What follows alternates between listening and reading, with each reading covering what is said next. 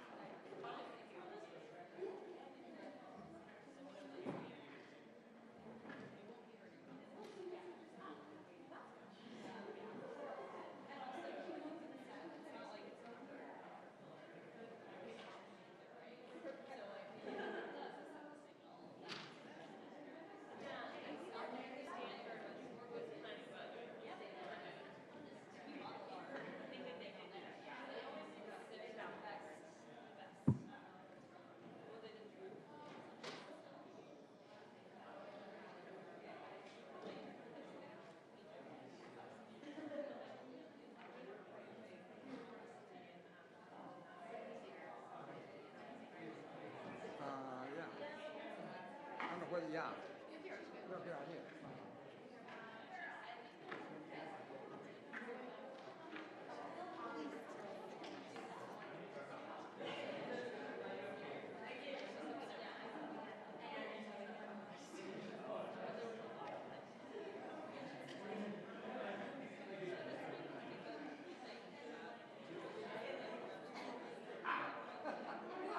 I'm fine. How are you? I was talking about you to the press club. Yeah. You need to get sit down.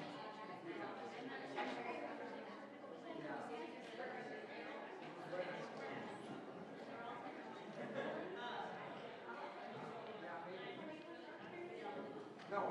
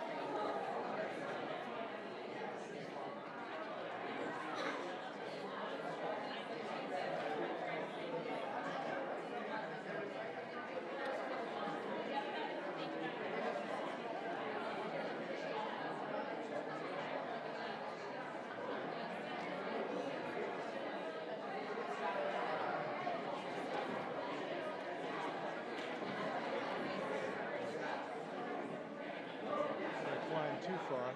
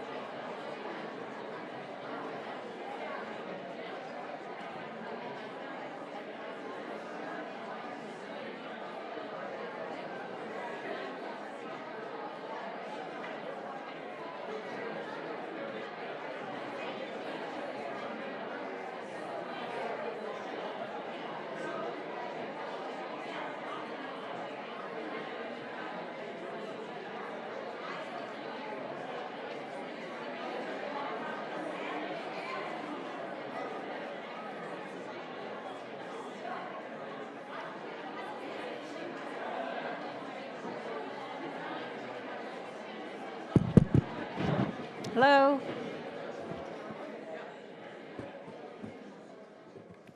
Welcome. Thank you all for coming out tonight for this discussion of what went wrong with the Rolling Stone UVA story entitled Rape on Campus. I'm Kathleen Crown. I'm Executive Director at the Council of the Humanities, which is home to the Ferris Seminars in Journalism. And this program brings 4 or 5 highly distinguished journalists to campus each semester to teach writing-intensive courses on a range of topics, from investigative journalism to international news, audio journalism, human rights reporting, and many other topics. Before we get started, I just want to thank Elizabeth Donahue and the Woodrow Wilson School for so enthusiastically supporting the idea and for actually organizing the event, and also the University Press Club and our program manager, Linda Tita, for helping make this event possible. And I just want to turn things over to Joe Stevens, who will be the moderator for tonight's program and is the Council's recently appointed Ferris Professor of Journalism in Residence. Joe Stevens is an investigative projects reporter for the Washington Post, a 3-time winner of the George Polk Award, and a 3-time finalist for the Pulitzer Prize. He is a fierce advocate for the importance of accountability journalism, the role of the press in holding institutions, governments, corporations, and in tonight's case, news organizations responsible for their actions. And we are delighted to have Joe with us at Princeton for the coming years, and we look forward to many more programs like this. So over to you, Joe. Thanks, Kathy.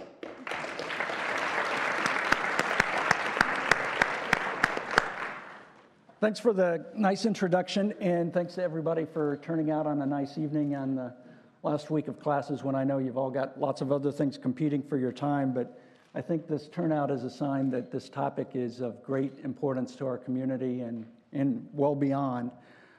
As Kathy said, I'm Joe Stevens, Ferris Professor in Residence here, and I'm an investigative reporter at the Washington Post. And like Kathy, I'd like to thank the Wilson School and the Press Club and the Council of the Humanities for making this all possible, as well as our guests, Steve Call and Sheila Cornell, for coming way out here. This subject could not be more timely, and our guests couldn't be more knowledgeable about it. We're here to discuss an explosive Rolling Stone magazine article published just 5 months ago. And I hope you're all familiar with the article and its contents somewhat. How many people have actually read the Rolling Stone article, if I could ask? Wow, pretty much everyone, which shows the impact of this thing. It was titled provocatively, "A Rape on Campus." And it described a brutal gang rape, it said, occurred at a University of Virginia fraternity in 2012. And it described what it said was the university's failure to respond adequately. The article identified the target of the assault only as quote-unquote Jackie. There was no full name. And it alleged that 7 men assaulted her at a frat party and that 2 men watched and did nothing.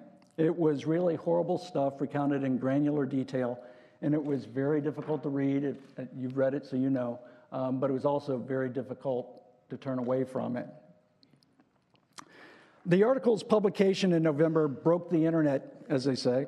It took off on social media and in legacy media, and it stoked a national conversation about sexual assault, and it roiled UVA's campus. Hundreds demonstrated. There were marches. UVA's president temporarily suspended all fraternity activity as a result for a while. And I know from my students that the article also set off a lot of concern, a lot of serious discussion on Princeton's campus as well. But there were loose threads, and the articles quickly came under suspicion. It started to unravel slowly and then quicker and more quickly. And Rolling Stone saw its reputation at risk, and it did something which I think was wise. It reached out to the Columbia Graduate School of Journalism and our guests, and it asked them to perform their own independent investigation and come up with their own findings, their own conclusions. The fruit of that investigation landed just 3 weeks ago, and it was as explosive as the original article. It was covered on the front page of the New York Times and the Washington Post and other major media. And it was a 13,000-word report entitled "What Went Wrong? An Anatomy of a Journalistic Failure." I brought a prop. It's in the current edition of the Ink on Paper magazine, and also has a great story on Kurt Cobain here. One of my questions is, after our discussion here, is whether our guests can tell me, can I trust the story on Kurt Cobain in here? I hope we get to the end of it. There's a longer version of the report is in this. There's a longer version on the web. The report concluded that the Rolling Stone article was fatally flawed, and it remains far from clear today what actually happened on the UVA campus in 2012. But the report found that the article was fundamentally flawed at every stage, from reporting to editing to fact-checking. And that's where our guests come in. And we're really lucky to have them with us. One of our guests is Steve Call on the end here. He's the Dean of Columbia's Graduate School of Journalism. He's a staff writer at The New Yorker. He's the author of 7 books of nonfiction. He is a 2-time winner of the Pulitzer Prize. In another life, I worked with Steve at the Washington Post, where he was a reporter and a foreign correspondent, and then managing editor, overseeing the whole newsroom day to day. And Steve went on to serve as president of the New America Foundation for a while before he joined Columbia. The lead byline on the report is Sheila Cornell. Sheila is director of the Tony Stabile Center for Investigative Journalism, and she's dean of academic affairs at Columbia's Graduate Journalism School. She began her career in the Philippines, where she covered 7 attempted coups against the government, and she's the author and editor of more than a dozen books. Please join me in thanking Steve and Sheila for coming out.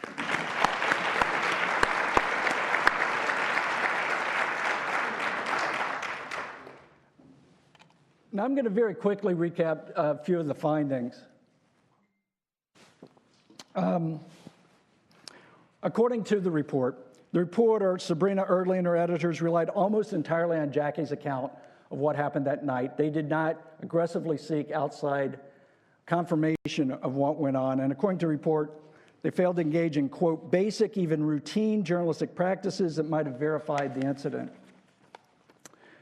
The report identified as one of the biggest missteps in the process that Rolling Stone did not attempt to contact 3 of Jackie's friends who were quoted in the article and who it suggests tried to dissuade Jackie from contacting authorities. Those friends later were contacted by the Washington Post and some great reporting by a reporter called Taylor Shapiro. And they said that they did not say what they were quoted as saying in Rolling Stone, and they would have given a very different account if Rolling Stone had asked. The Columbia report also concluded that Rolling Stone erred by failing to identify and interview Jackie's alleged attackers, and that it erred by not providing the fraternity in question with enough information before they published to adequately respond. I encourage you to read the entire Columbia report. It's more than just a report. It is a piece of important, serious journalism. It's going to be a staple in journalism courses. It's already a staple in my course. And this is a shameless plug. I'm teaching a course this semester called What to Read and Believe, and this discussion goes right to the heart of that. Enough talking by me. Let me ask Steve, let me start by asking, I'm a journalist, so I'm very interested in accuracy. Did I get all that right? And what else should people know before we move on to questions? No, I think everything you said sounded right to me, but I'll get my checkers on it over the next day or two. I think just to give you a very quick sense of where this came from, and it's important, I think, whenever we talk about this work, to acknowledge that this was Rolling Stone's idea. They called us, asked us to come down and talk about doing this. They did this voluntarily. Their motivations, I'm sure were complex, as most institutions in such a situation. You might have complicated motivations, try to get ahead of a problem that was really overwhelming to them. But they did say in our first meeting that they wanted this failure to be teachable. And we said, that sounds good to us, because that's the business we're in. And so one of the ways we tried to construct it was to make it accessible and to really break it down into some detail. I would say that as to the findings which you summarized, the only thing I'd add is that we really wanted to puncture the defense that they had offered publicly, not because we were trying to shame them, but because we thought it would mislead journalists and young aspiring journalists and other constituents of the story. They took the position when the story fell apart that they had failed because they had been too sensitive to Jackie's position as a survivor of a terrible assault. And what we found in the evidence was that while they were certainly motivated to some extent by their sensitivity to her position, and it did muddy their thinking, that the failure was entirely avoidable without even taking into account their sensitivity to Jackie. That if they had only done the basics of sound reporting practice at several stages, they would have encountered information that would have caused them to turn around and go in the other direction, and they would not have used this story if they had done those basics. And none of those missed opportunities involved reporting steps that Jackie had asked them to refrain from. None of them involved anything that was a violation of any compact that they had reached with Jackie. So we just wanted to emphasize that this was something that didn't have to happen, and that the idea that there was this fatal conflict between their sensitivity to a survivor and the sound practice of journalism just didn't hold up on our examination of the facts. Sheila, anything? I think what we wanted also was to ensure that people would not be intimidated from reporting about what we believe is a very important issue, the issue of campus sexual assault. It's an important issue in Columbia. I believe it's an important issue here in your own campus, as it is in colleges all around the country. So our report also attempted to point a way forward. How are you able to report on rape in campus in a sensitive way, but also in a way where you verify, where you corroborate, where you get the other side, where you muster the evidence, and where you may not necessarily reach a conclusion of innocence or guilt, but at least are able to highlight the inconsistencies in the story and also highlight issues of accountability, especially by college administrators.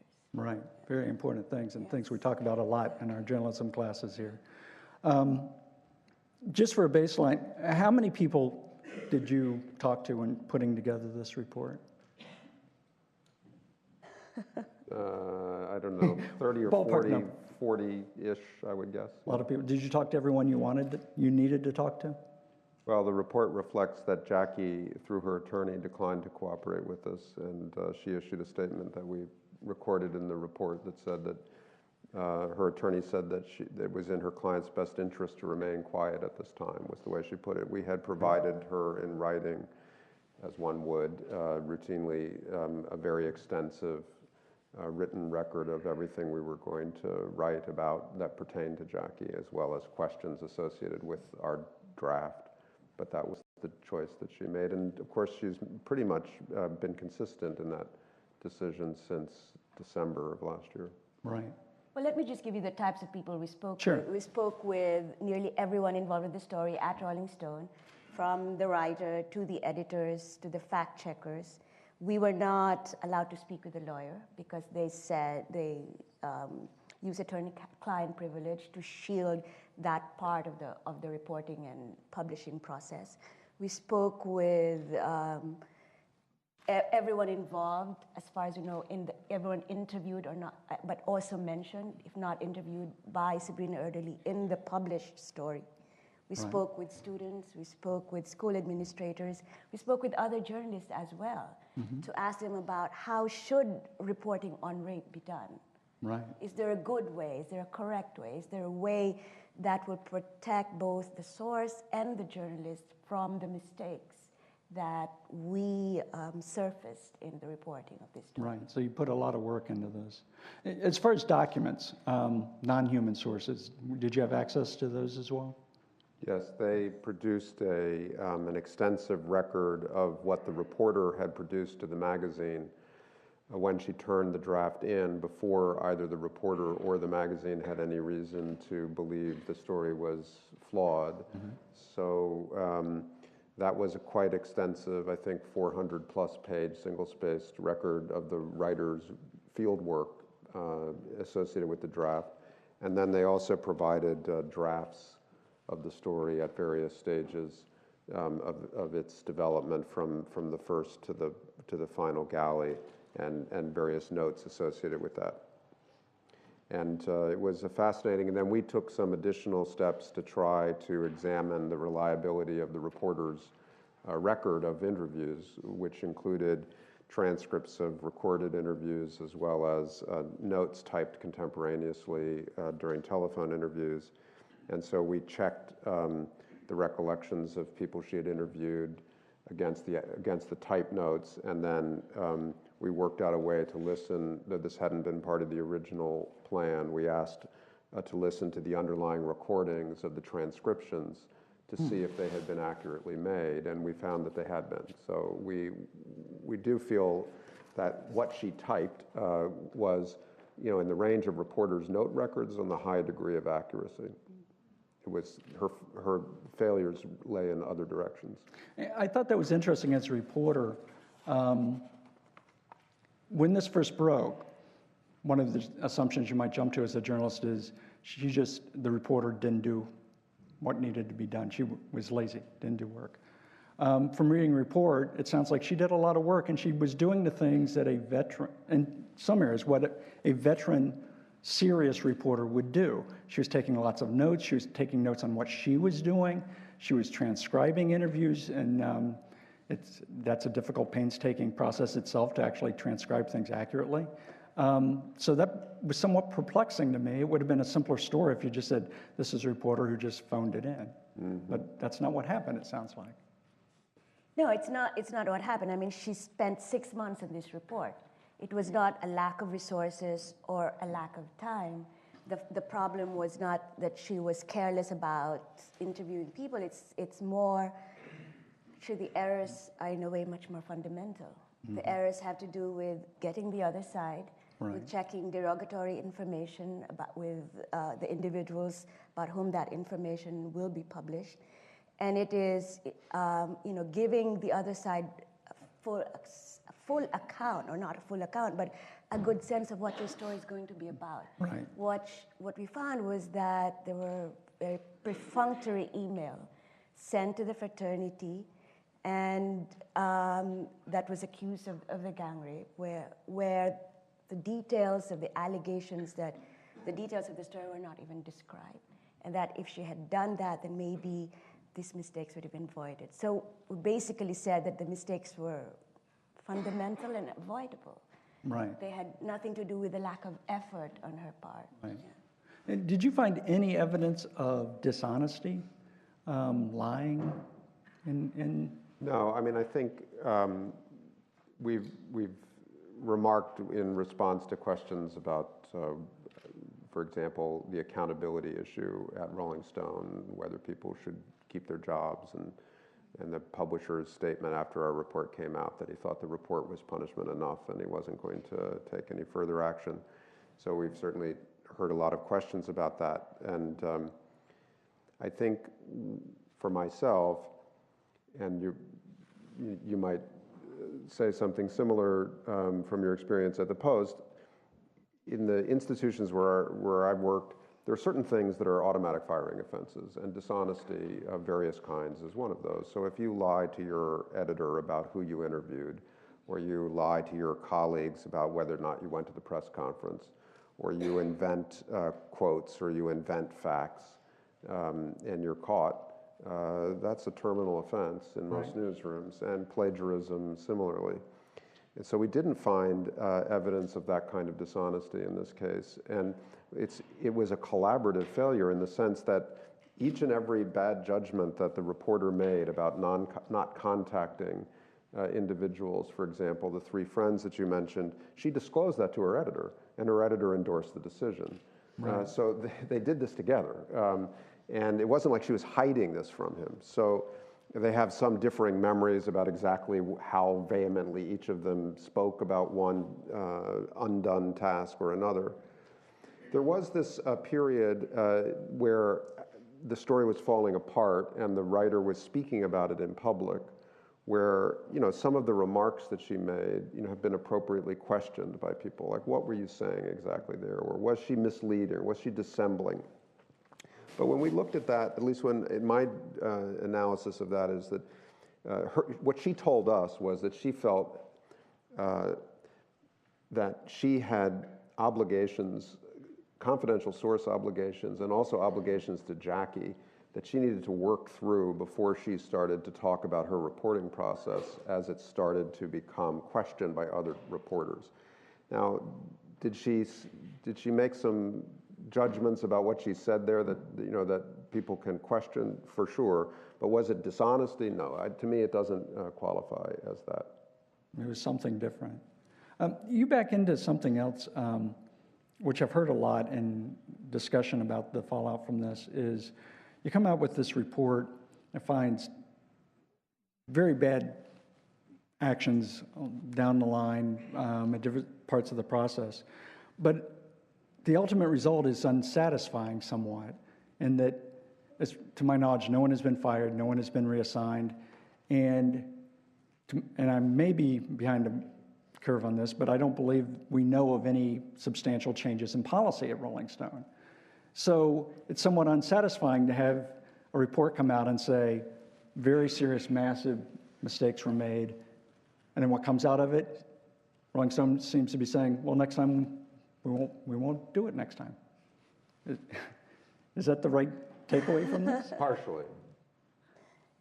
Well, what I find satisfying is that the report has engendered discussions such as these. Right. Now, we want, I think this goes beyond Rolling Stone, but it goes into the heart of, reminding people what are the essentials, the fundamentals of good journalism. And I believe the report has served its purpose in that sense. Maybe it has failed, as you think it has, in holding Rolling Stone and its editors and its reporter accountable for those grievous errors. But I think the report has succeeded in reminding everyone about the dangers of reporting on an issue as emotionally charged and as difficult as campus rape. Right. It has defined a way forward, mapped a way forward for campus journalists and other journalists whom I hope will continue reporting on this issue. Certainly it was not our intention to discourage further reporting on this because somebody had made a mistake, therefore you should avoid even touching this issue. What we hope is that it encourages other people to write more responsibly about campus sexual assault and using the techniques we've outlined that other journalists have used successfully. Right. There was one line that I kind of keyed on in your report, and some other people have too, where you quoted the managing editor of Rolling Stone, Will Dana, as saying, quote, "It's not like I think we need to overhaul our process, and I don't think we need to institute a lot of new ways of doing things. We just have to do what we've always done and make sure we don't make mistakes again." Now, Okay, was that put in out of frustration? Well, a little bit. Yes, we weren't emotional about it, but we're deliberate in putting that in. I think it's a little bit complicated, this question of policy change, because we essentially went through these on-the-record interviews with everyone at Rolling Stone, and Sheila had this very good habit at the end of each interview, and she would do this almost like one of those Columbo detectives, very quiet little question. So what have you learned? And then she'd stop. And I think the transcripts that followed included a lot of and it was a devastating, subtle little question. And out of it came these these kind of extemporaneous speeches about what people had, and then often, to their credit, once in a while, certainly in the case of Sean Woods, he actually got in touch after he had given his answer and said, "I haven't slept for 2 nights. I gave you the worst possible answer. I'd like to correct my answer." And so at least he was thinking about it. So what happened was we had all these quotations from Will, the one you quoted, also from the head of the fact-checking department saying, "I 100% think there's not a thing wrong with our policies." Right. So they had given that to us as their answer to our question, "Do you think you should change your policies?" So we wanted to put that out there and then say, "We disagree." We think your policies are at issue. We think that's an unsustainable position. And here are the specific policies that, in our opinion, you should change if you want to avoid this. And if you had, by the way, had these better policies, this would never have happened to you. So that was kind of our form of argument. So we let them speak, and then we turned and said, we disagree. And then after the report came out, they did say, they were quoted saying all these things, which we put in there deliberately. Right. But then they did say, okay, we're going to adopt their recommendations. That's what they said. But they didn't say it like, they didn't sign the Magna Charta about it. They just said, yeah, we're going to adopt their recommendations. So I take that at face value, but it got a little bit muddled because they were already on the record saying, we don't need to change. Right. And So you've done this reporting, holding institutions accountable, right? And you get the same sort of similar reactions, right? To similar reaction from the institutions. Oh, from the institution, right. You've exposed, right? True. But it leaves me feeling unsatisfied that things will change when that's the reaction I get. And I don't know if that's the right takeaway in this situation or not. Yeah, I mean, it's a small organization and has a very strong owner-publisher, and so it's a little bit of a different environment than you would find in a larger newsroom, I think. I think if you had, I think objectively, I would say about the accountability question, if you take your top 15 cases of journalistic failure, and at big institutions, small institutions, cases involving fabricators in the newsroom, cases involving collective failure like this one, meltdowns, whatever's on your list. And then ask in how many cases was severe sanction issued immediately after the finding. Mm-hmm. Some, but not all by any means. It's a mixed bag. I mean, people... Brian Williams was suspended for 6 months. That's on the severe side, although we'll see what happens. But there's other cases where, it took a long while for sanction to evolve, and there was discontent in the newsroom about the initial lack of accountability, and then it led to other consequences. And so I don't think the profession has a strong record of finishing the process in cases like this. And I've certainly heard people say, in even sharper than just being unsatisfied, that they think it's a disaster for journalism that there was no final accountability, even if it was just suspensions, because then it gives the signal that journalism doesn't actually know how to police itself. It can just do these exercises and then walk on to the next story. Right. So, I mean, that's a point of view that's out there. Jack Schaefer of Politico said, had a good thought. He said, everyone at Rolling Stone, including the author, knew better than to do what they did, and then they did it anyway. Clay Shirky at NYU said he thought this was sort of fulfilled the old newsroom joke that you found a story too good to check out, which is a joke when someone comes back and tells you what they've just found, and you say, that's too good to check out because it's going to fall apart. The story's too good. Was there some of that? They thought they had a great story and just don't press too hard on it? We spent quite a lot of time with the author of the report, Sabrina Erdely. And I think in her case, what happened was, for 6 months, she had been talking almost exclusively to women who had been assaulted. And so she was in like sort of this bubble and listening to these very horrible stories of rape, of college administrators being insensitive to the needs of the students, to sexual assaults continuing without anyone being held accountable. Right. And so, understandably, I've had this feeling myself as a journalist. You go out there and you fall into the thinking of the people you're interviewing.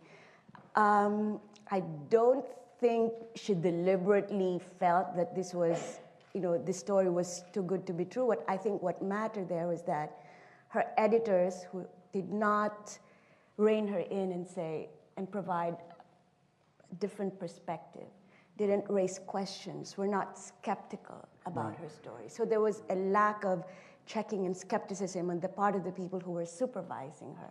I think if she had more of that, this error would not have happened. Right. It was perfectly natural for a journalist to sympathize. It happens all the time. Right. This is why you have editors.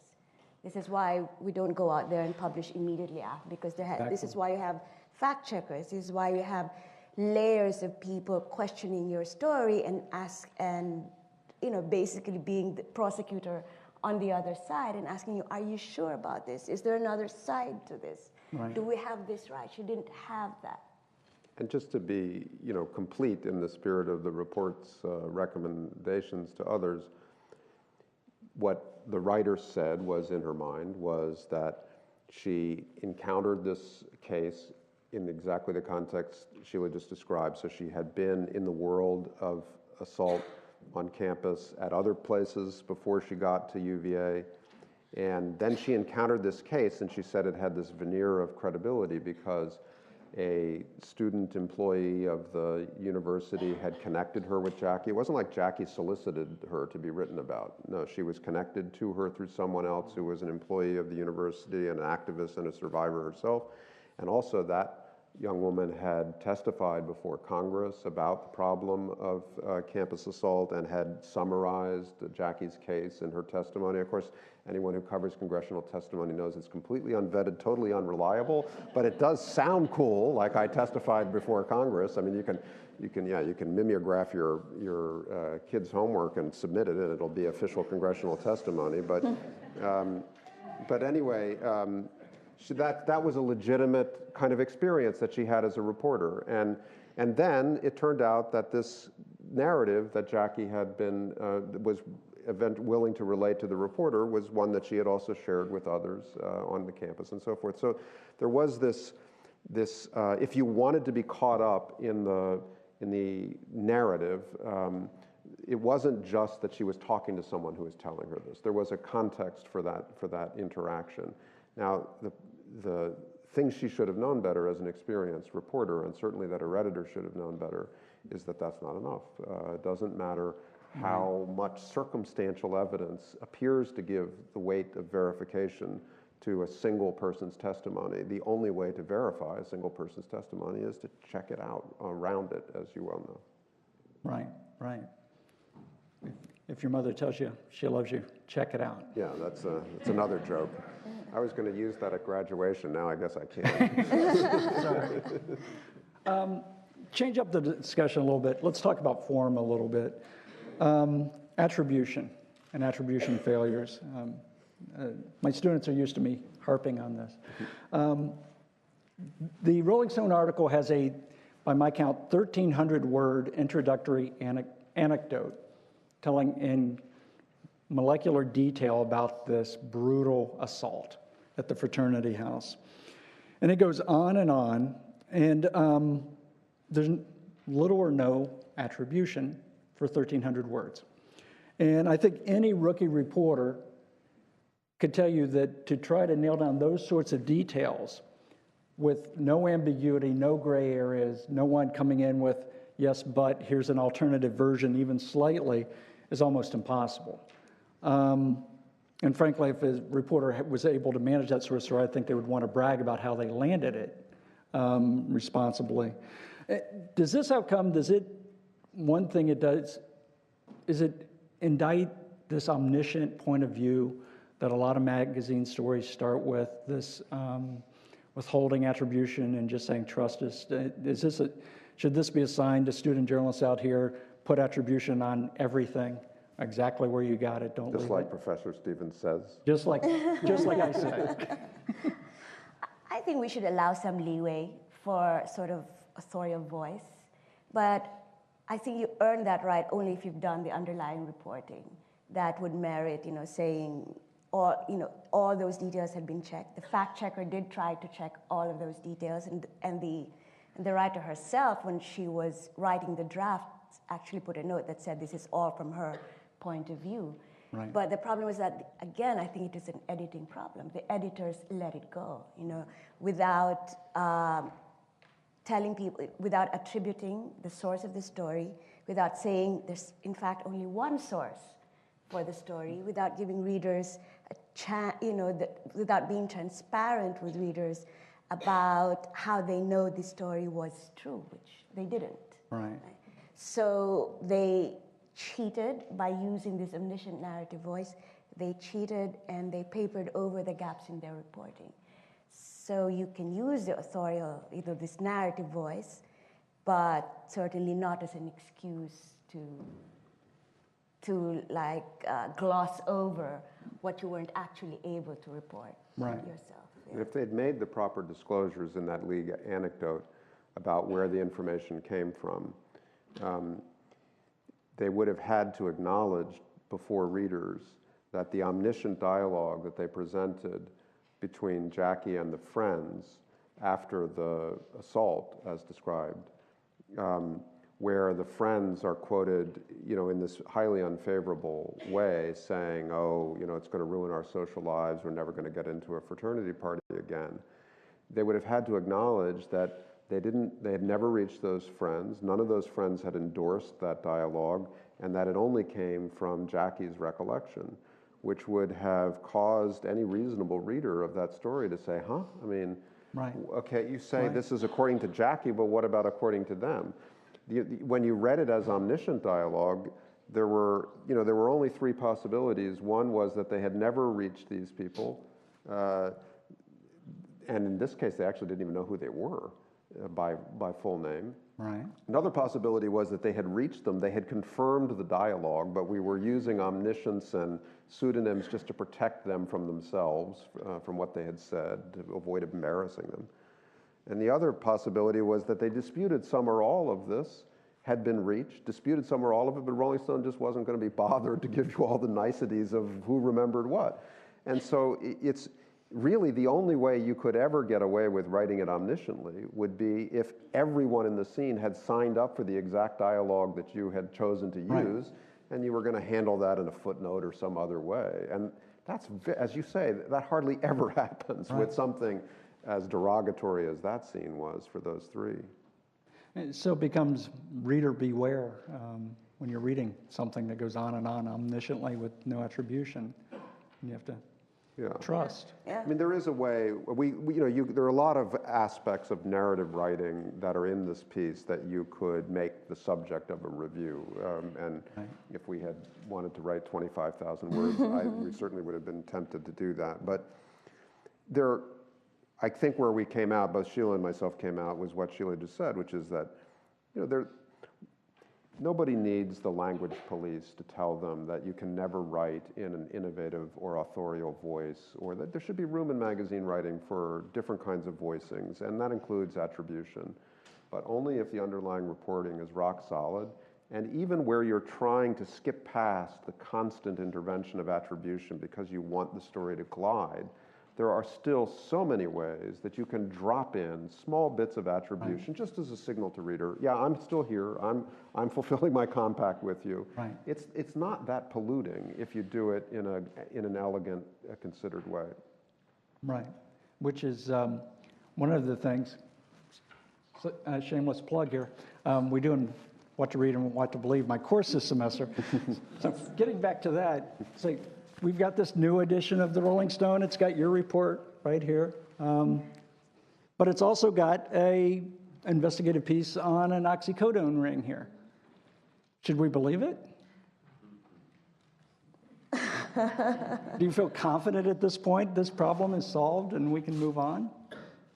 You might have to read the story first. Yeah, I haven't read the story. read the I mean, we examined this failure, and we tried to make transparent to everyone, including Rolling Stone, all of the pieces of the failure. We did not go and audit everything else that Rolling Stone has done. What Rolling Stone's editors certainly said to us, not just in that unfortunate we'll do it all the same, only better quote, but in many other more nuanced ways. They said, look, we know better.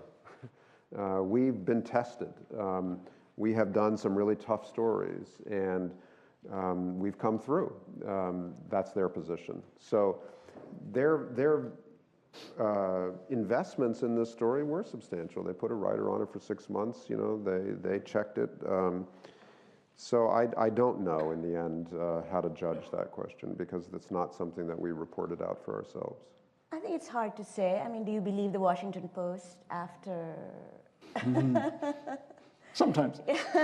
or the New York Times after Jason Blair, or after the reporting on the weapons of mass destruction? I think what you will look at is what have they done since then to correct the errors? Have they done any systemic changes? I mean, we have yet to see what Rolling Stone has done, or whether they will tell us what they have done. And the best way to measure how they're doing would be to apply the test that you were alluding to before, which is now everyone's a much better, anyone who has taken the time to read all of this, which I'm not suggesting is a requirement, but if you have a long plane ride, you read the full report, you go back and you read the original story, and now you're a subscriber to Rolling Stone, well, you're pretty well educated to read the text.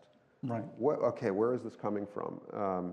And you'll now be, they're either going to have to rise to a different level of attribution and transparency with their tough investigative reporting, or they're going to leave people skeptical based on this experience. Right. Also going a little bit to form, how do you feel about the idea of the shock anecdote to start a piece? From reading a report, the reporter had a number of anecdotes she could have drawn from. Some appear to have been better nailed down. She decided to go with this one. I would assume this was the most shocking she had in her notebook, because it is a very shocking case. Is it acceptable practice to go with the most outlandish as opposed to the most representative anecdote? I think that's a difficult question. I don't think there's one general answer to that. Sometimes you need the shock anecdote to be able to get people to read the story, and I'm not averse to getting people to read your story. But I think my question was, and this is a question Steve and I discussed, was whether that anecdote actually fit into what the story she wanted to tell, which is how campuses are dealing with sexual assault. When it was a very atypical type of sexual assault, because as we know, most of the sexual assaults on campus happen, they're not gang rapes by any means. Most of them happen when both parties or one of the parties is drunk. Most of them happen in date situations or party situations where it's very difficult to, it becomes he said, she said, where sometimes there's even no violence, or at least no outright violence. So if that was the story, if she wanted to write about campus sexual assault, this was not the story to use to represent. It was not by no means, as you said, the representative story. So it was, for me, as a narrative device for the story that she wanted to tell, it was not. It was not a perfect fit. But that doesn't mean you can't use a sensational case. I mean, one of the stories that won the Pulitzer Prize, which I use in my class, is a story about a kid who swallowed a toy and died. You know, how many kids swallow toys and die? It was not an unrepresentative example. But, you know, the Pulitzer Prize put a gold stamp on it, so it must be good. But what it really shows, it was, in that case, a story that worked, because what it showed was that despite repeated warnings about the dangers posed by this toy, the government regulatory agency did not issue any warnings, and it did not stop the toy from being distributed. So it showed a systemic failure that led to this tragedy. In this case, I don't know that story, the sensational story of a gang rape was actually indicative of a larger, what she called the rape culture in campus, or even indicative of how university administrations are dealing with this. And is that also flown away into, your report has a really interesting discussion of confirmation bias, where you find what you tend to be looking for, and without even thinking about it, dismiss evidence which doesn't fit. Is there a way to fight that you know of? It seems like it's something we all would be. Our brains are wired that way. Yeah, you have to have a little internal method to shake yourself out of it, or to constantly interrogate yourself for your vulnerability to that momentum. It's a kind of momentum that develops in your thinking about stories. And the only other thing I would say about that lead is that the first anecdote, the choice to go with that shock case was, of course, if that case were true, and if it were verified, or substantially verified and reported to it, of course you'd lead with it, because it was a very important event. And it did challenge, the idea that such an assault had taken place at UVA And at one point, there was information in the system at UVA, turned out not to be verifiable, that there had been more than one such assault. Then that's an important subject. I think when you read the language of that 1,300 word, there is something, something bordering on exploitation about the shock value of the detail. And I think I've certainly heard from a lot of readers that they felt repulsed, mostly by the violence that was described and how horrible it was to think that such a thing could happen at a fraternity on campus. Mm-hmm. But some also by the choice to basically try to grab everybody in quite such an aggressive way. So I don't know exactly how to annotate that, but it's certainly something that I've heard discussed since we published. I think we should also make some allowances for what Rolling Stone is. Right, and it did call Goldman Sachs the vampire squid in the face of humanity. So that was verified by fact checkers, wasn't it? Well, yes. I ran into, don't normally, but I ran into someone at Goldman Sachs last week, and this subject came up, and he was saying to a group of people that he was at the bank when the vampire squid reporting was done, or knew people who were, and that the author, well-known journalist named Matt Taibbi, he said, the guy was a pretty good fact checker. I mean, we all thought that this characterization of the bank was nuts, but he called, he made sure that every detail was, so he said, I actually had an impression that they did their blocking and tackling. And he confirmed there were vampire squids? He said, yes. He said, well, yes, we don't like that to get out, but...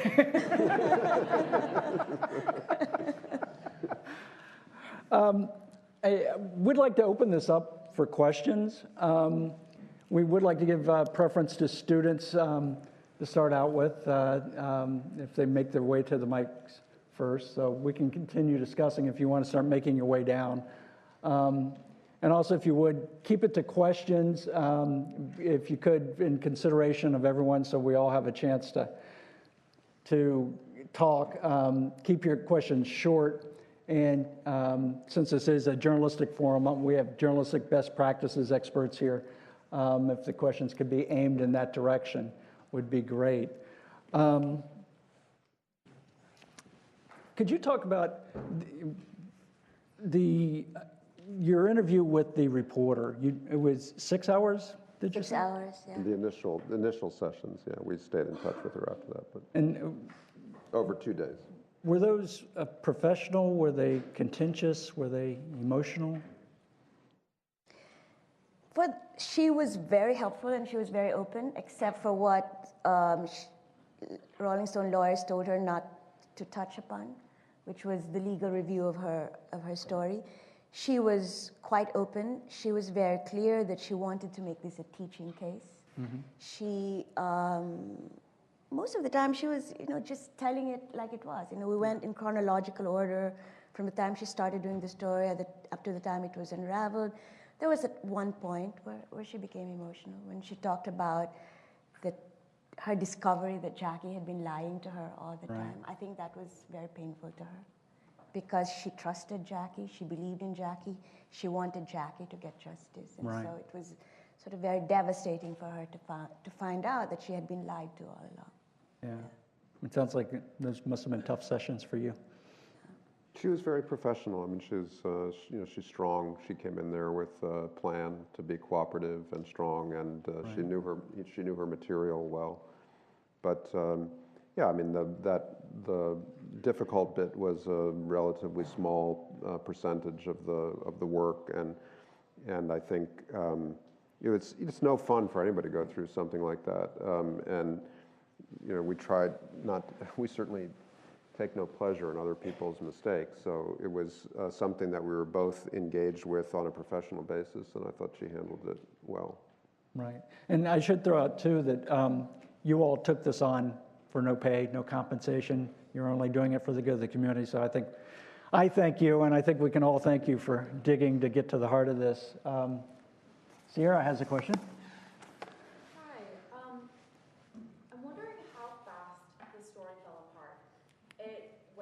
viral, everyone heard about it. How soon did other news organizations start to ask questions? Because with a story that was getting so many clicks, I'm sure there was a lot of incentive for other outlets to just kind of re-report what the original author had said. So do you think that other news organizations were responsible in their re-reporting or sharing of the original story? How fast was it? The story came out on November 19th. It was out on the web. It became a viral sensation almost immediately. Initial questions were raised, I think, a couple of days after by one of the bloggers. I think it was Richard Bradley, yeah. who had edited Jason Blair, I believe, right? And his. I'm not certain, Oh, but so he in any event, he had some skepticism was experience, was just based on his reading of the text. He Yeah. hadn't called anyone, but he had some insights based on his own experience as an editor that led him to skepticism. And then Slate and the Washington Post started reporting about it. The Rolling Stone issued an apology on December 5th, so between November 19 and December 5, and the Thanksgiving holiday in between where no one was really working. The story basically unraveled, so it was a period of about 2 weeks.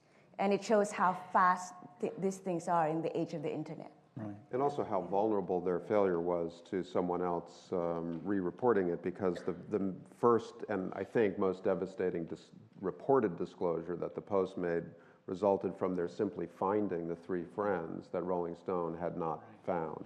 And as soon as they found them, they had a story that caused the whole texture of Rolling Stone's piece to start to crumble. Thank you. Thanks. In an age where the role of the journalist is highly contested, what do you personally hope will come out of this report? I mean, you took on this initiative to independently look at the veracity of the claims made and look into the journalistic ethics behind this, but I mean, many people think the journalist is an advocate, some people think the job of the reporter is only to report and to listen and to hear the person's story. So, I mean, what do you hope? What was your motive behind taking up the story? You go first. You go. Well, we wanted this to be a teaching case for our students. And what we wanted to show is, well, definitely we showed there is bad journalism, but we also wanted to show there can be good journalism again, also, right? Because good journalism can make changes happen. Good journalism can enlighten readers about an issue. Good journalism can bring to public attention issues that have been buried or have been forgotten. So we still believe in the potential of journalism as, and the role it plays in society. I mean, we are asking the wrong people here. We run a journalism school, so we have to believe in what it is that we do. But we also acknowledge that there are failures in journalism, and this was one big failure. We showed how that failure came about, and we showed ways in which that failure can be checked and corrected, that these failures are not inherent to the practice of journalism. Yeah, that's an important point. I would just add 2 things. I think, and some of this we've reflected on after the report was finished, so it wasn't really our motivation, because our motivation was really just to finish the report and not have it blow up on us, to be honest. It was a very high stakes, a lot of work, very complicated project. But once it was over and we had the opportunity to reflect on it, I think just 2 things I would add. This was a failure that was made by 3 or 4 people who probably between them had 30 years of professional experience, and they all knew better and they should have known better. So it's not really a reflection on this moment in journalism where you have lots of new voices, new models, young people coming in from different angles of motivation. And yet, at the same time, we are at a time when journalism is being, to some extent, deinstitutionalized and certainly speeded up, and it involves lots of new people coming into the practice of reporting. And they may have lots of different new attitudes about what good journalism looks like. Some of them do have an advocacy frame for what their journalism is meant to support. This morning I went to Fusion, and they pointed out that their mission includes, they start from a position of support for the legalization of marijuana and for an open immigration system. And they were asking, because I went there to talk about the report, and they said, well, so what does the report say to us as people who have these pre-existing kind of beliefs.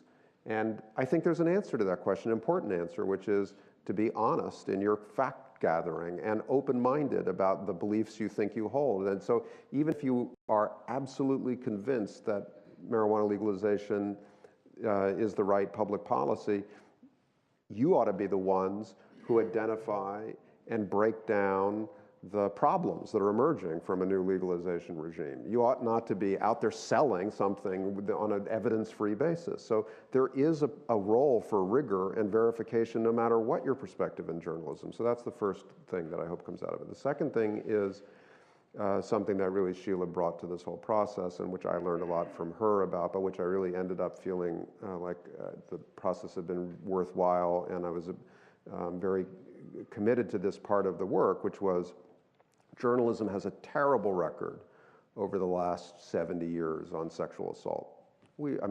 Our reporting and our habits of publishing, our sensationalism, our skepticism about survivors and victims over the decades as a profession is really one of consistent recurring failure. And here was a failure that came along in the same space, but at a very important moment and for very different reasons than some of the, and of a different character than some of the failures of the past. So it's really important that journalism figures out how to do this work well and reliably, because if the result of all of this Rolling Stone blow up is that journalists stop reporting on unadjudicated cases where the facts may be underdeveloped, but where powerful individuals, whether they're Hollywood celebrities or powerful institutions, don't want these cases developed, they don't want the stories told. If journalism walks away from that, that's a failure too. These are exactly the situations where journalism has a role to play before a subject is ripe enough to handle the pressure of police scrutiny or prosecutors and subpoenas. So we have a challenge, which is to figure out how to do this better, not to back away from it. I guess I have a question about sort of the methodology and presentation of journalism and journalistic pieces now that we have the web as a resource. What do you think about the use of embedded links and things like this as a way to kind of give the reader access to the evidence that the writer used? I mean, an extreme version would be, we're going to put up all of the transcript of the interview that the reporter did, and you could put footnotes in to a piece and say, and then that could avoid some of those stylistic issues. You could still have a stylistic piece, and the reader could say, I'm not sure about that, and you click on where it came from. I mean, that would be an extreme sort of version of transparency, but what do you think about that? And do you think that publications should consider sort of opening up their kind of pieces? Well, embedded links are sort of the norm now. They're no longer the exception. And increasingly, especially in investigative reporting, the major news organizations put their actual documents online. They put excerpts from their transcripts online. They have photographs of the evidence that they have gathered in the course of their reporting. I think the more transparency there is in the reporting methods and in the processes and the assumptions, especially when you're doing big data stories, for example, where you have formulas or algorithms that you use, the more transparent you are about all the things that went into your reporting, the better it is for everyone concerned. For the public that is increasingly becoming more skeptical about journalistic methods, but also for the journalists who, for other journalists who want to learn, and for anyone who wants to scrutinize the reporting. I mean, why should journalists be, hiding the information that they have already gotten and part of it which they already published? Why should they be hiding that from the public? Journalists can only write so much, right? People only so much, but some people want to dive into the underlying evidence that journalists have gotten in the course of their reporting. And the more freely available that evidence is, the better for everyone. I mean, the Post does this, the Times does this, the Times even puts its APIs, online so that people can then go back to it and use it in whatever form that you want. Yeah, I'm very much for it, in other words. Yeah. Hi there. As I understand it, the author of the story was passionately interested in trying to find a story which fit a certain narrative of sexual assault on campus. Is there a danger simply in reporters being so heavily invested in finding a story which conforms to a certain narrative? I mean, there is, obviously, and you can argue that this failure in some respects illustrates the danger. We, in all the things we might have written about and didn't, there's this question, which is essentially, how do you think about the case study method in journalism as a danger, but also as a valid form of exposition about really important, complex problems that otherwise might cause people's eyes to glaze over? And I think from my perspective, you can't throw the case study method out just because some people practice it badly. If you go on a journey to illustrate an important social challenge through a deep, immersive narrative or through a single example that's illustrative and that brings readers to the depths of some hidden crisis, whether it's bad governance or group homes or a refugee migration crisis, that can be great journalism, but it's most likely to be great journalism if the reporter goes on a journey of open-minded discovery and through experience learns, as the great practitioners of this kind of work, the colleagues of ours at the Washington Post, Kate Boo, Ann Hull, David Finkel, who wouldn't want their work? So they start out with a method which is, there's a problem that I'm interested in, PTSD veterans coming home. I want to immerse myself in that world.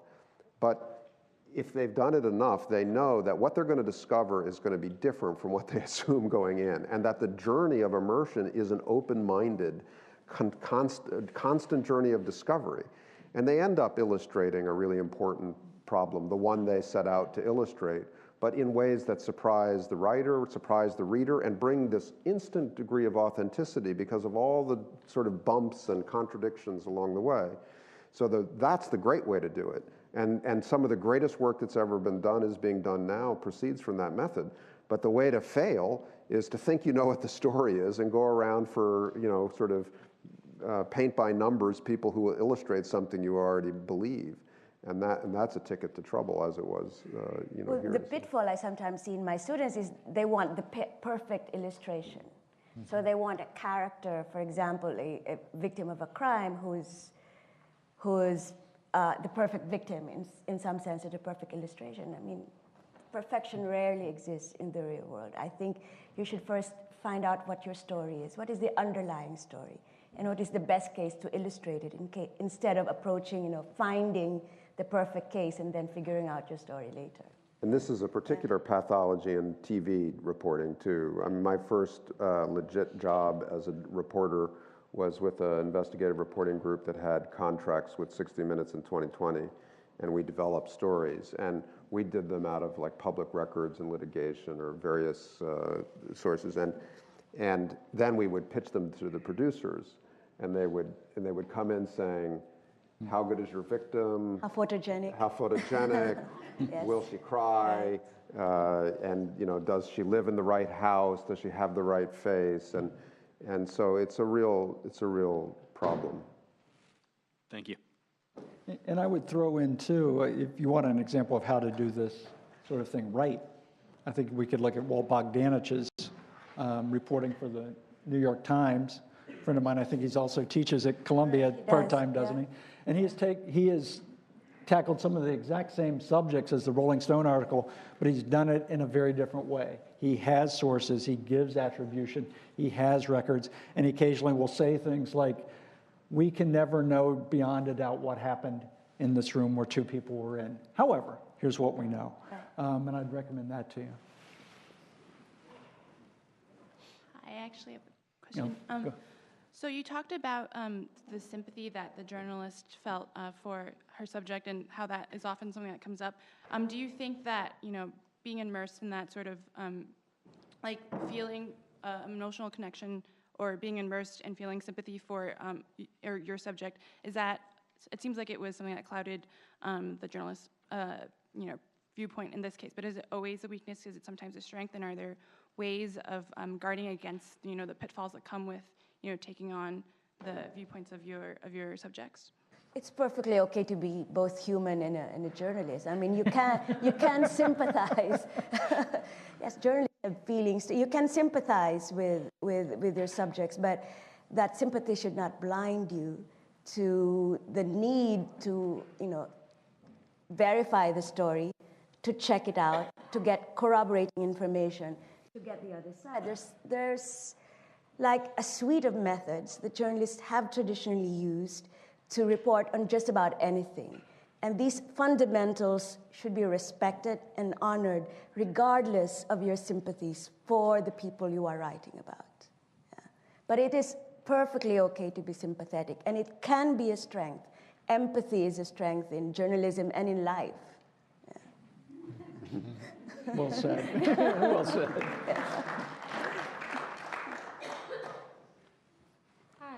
So it's been noted that journalism has historically failed the public, especially when it comes to issues of sexual assault reporting. And I was wondering how to counteract that added pressure that comes from knowing that journalists really do need to speak truth to power in this area, but there's been all these failures in the past, and how do you sort of combat that pressure? And then I was also wondering do you think that there are any issues that have been dealt with kind of in a way that is comparably as badly as this one? Well, I think one of the things, it's a good question, one of the things that we try to emphasize at our school is what one of our colleagues called knowledge-based journalism. So one way for journalists to get better at working on sexual assault generally on campus, in the military, and society, is to understand what social science and other reliable information actually tells us about the context for these cases. So what are the myths and what are the patterns? And so to start out with an orientation to the problem, and then if you're going to work on campus, as the report describes, and as Sheila and I, particularly Sheila, attained an unexpected, very detailed education in the really complex scaffolding of law and policy that is very much in motion in this country and on American campuses. It's very hard to be successful as a reporter if you don't understand the context that you're reporting in. And so you have a whole series of evolving federal laws, their interpretation by university administrations, and those laws have contradictory purposes. On the one hand, they're designed to protect student privacy to a high degree of absolutism, and on the other hand, they're designed to protect victims, protect the safety of the general campus. So those values can fall into tension, and they do in these cases. And if you're a journalist reporting on them, you better understand how that tension works in the real world, otherwise you're going to fall into traps. So knowledge-based journalism is one answer to your question. I think the second, which we tried to allude to, and Sheila has articulated a lot of the learnings, Walt Bogdanich's methods is certainly a great example. But there was one other thing that was suggested by one of the successful reporters that we interviewed, about the particular problem of, as a reporter, dealing with anyone who survived a significant trauma and who is unsure about whether they want to share that trauma with journalism in general, with an audience, with a reporter. And the need, particularly, to be clear up front with your subject about the compact that you're entering into together, and to be prepared as a journalist to walk away if the subject that you've engaged with just isn't ready for the process of verification and scrutiny. And it's a very easy case to make, because if someone decides to cooperate and doesn't allow the reporter to undertake the verification that journalism well practiced requires, then when the story is published, that person is going to come under intense scrutiny outside of the situation that they were participating in and controlling. That doesn't do them any favors at all. That's a failure of the reporter to subject your source to that kind of pressure, and that happened to Jackie in this case. Jackie fell under extraordinary scrutiny that she never imagined because the reporter and Rolling Stone, published the story in the way that they did. So there has to be a front-end engagement between reporter and subject, and a willingness, a strength on the reporter's side to recognize, that some stories are just not ready to be done, and we'll back off. That's a great point. Unfortunately, we're running slow on time, late on time, so I want to fit in 2 more quick questions. If you can make them fast, appreciate it. Thank you so much for coming. So my question also relates to the kind of changing industry of journalism and what this says about that industry. I'm wondering if you considered, in putting together this report, the possibility that this controversy might be like the best thing that's happened to Rolling Stone in however many years. Like, did you kind of inquire as to traffic since the controversy? Basically, I want to know, like, how much in the industry today, how much of a deterrent is there really to these kind of mistakes and ensuing controversies? Why don't we take all the questions that are left, and then we'll try to skip through them if that's possible. Yeah. Thank you. So far we've been focusing more on the professional journalist, but when it comes to sexual assault on campus, student publications also have a big role. Think about the Columbia case, for example, where there's also a lot of room for mistakes, especially given that it's students and not necessarily professional journalists. So what advice can you give student journalists, and also any comments that you have in terms of student publications and their role when reporting sexual assault cases on campus? Good. Maybe take the last question, and then we'll try to. Sure.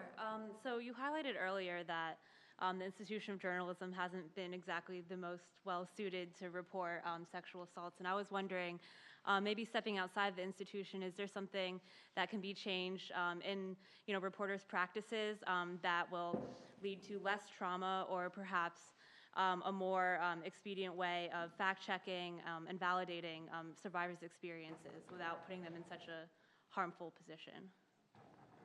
Maybe you should take the second one, because I know that's built for you. Yeah. The student papers. I've actually been in touch with the Spectator, and they have also been reflecting on their reporting, obviously, on this reason. Our report basically shows how this can be done by how you can be both sensitive to the trauma a woman has experienced because of sexual assault, or says she has experienced because of sexual assault, as well as corroborate the information that she provides you. You can do both, and some of that has to do with the compact you have with your sources. Steve explained earlier, explaining. People who are not in journalism do not know how ignorant ordinary people are about reporting practices and what a reporter needs and what the afterlife of a story is. Once a story is published, what the consequences would be on the person whose story has been put out on the front pages or all over the web. I think it's part of the reporter's task to educate especially women who are in vulnerable positions, or people who are in vulnerable positions, about the reporting process and the consequences of being reported upon. And you don't need to be a journalist with 30 years of experience to be able to do that. A student journalist can do that. A student journalist can corroborate information.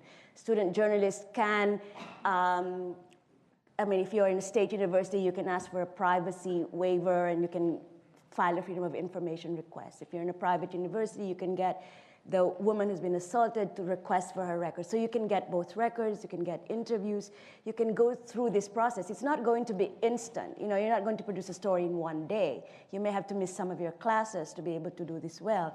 But you can do it well, and you don't need the resources of a big newspaper or magazine to be able to report on sexual assault well. And you have to do it because we need more reporting on this issue, not less. And certainly this mistake should not intimidate you. And in fact, this should encourage you to do it better, because I think campus journalists can do much better than Rolling Stone did on an issue that is right in the midst of their campuses, where they have more access to the students, hopefully to school administrators, but certainly more understanding of the environment, the culture within campuses that make these assaults possible, or that encourage And the report links to a kind of a resource also and we have in this kind of learning how to navigate some of the rules so that you don't misinterpret what happens to you on the reporting trail if you're a campus reporter and people start to shut you down in different ways. So that knowledge-based journalism is also available for self-educators in campus newspapers too. And there are resource guides to get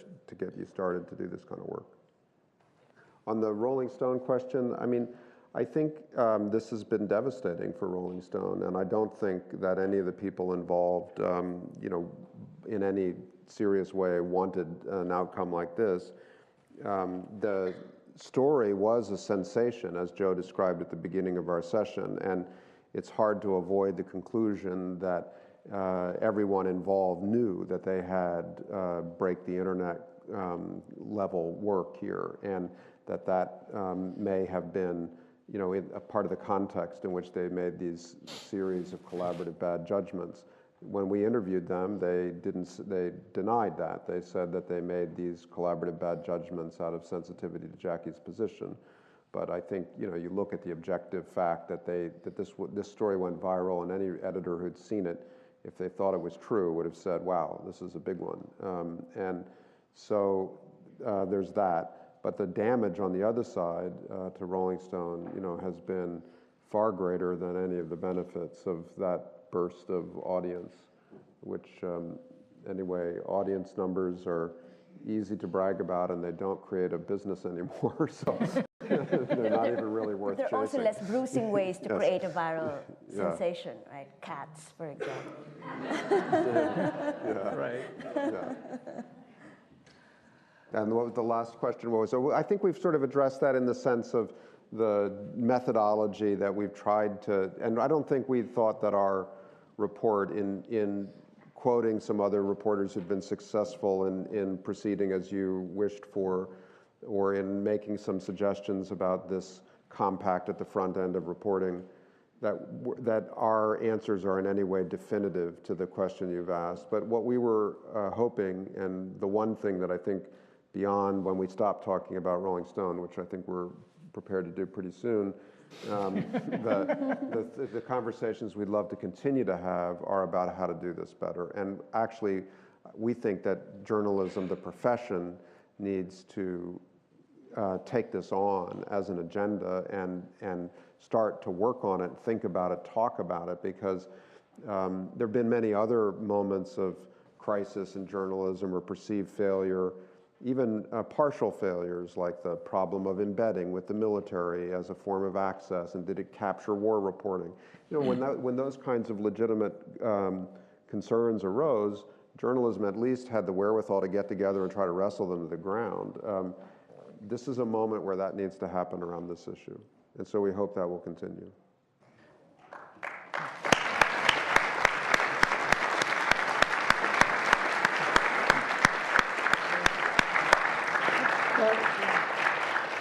Before everyone takes off, I started with shameless plugs, so I'm going to end with a shameless plug. I think this has been really interesting, enlightening. I've learned a lot here. If you like these sorts of discussions, we've got a lot more of this at the Joseph Henry House and our journalism courses. We've got a lot more at Columbia Journalism School when you're ready for graduate school. And thank you guys so very, very much for coming out. Thank you guys, too.